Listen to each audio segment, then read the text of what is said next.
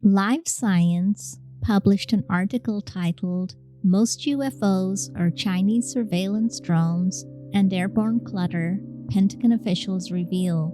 Intelligence agencies in the U.S.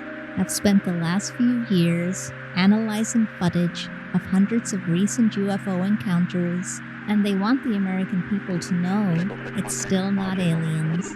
According to the Department of Defense, many sightings of UFOs, or Unidentified Aerial Phenomena, UAPs, are likely to be foreign surveillance operations or airborne clutter, such as weather balloons. Some, like GoFast, are just optical illusions. So we still have no scientific evidence for aliens, and this report is unlikely to satisfy anyone who is concerned about the possibility of government cover-ups.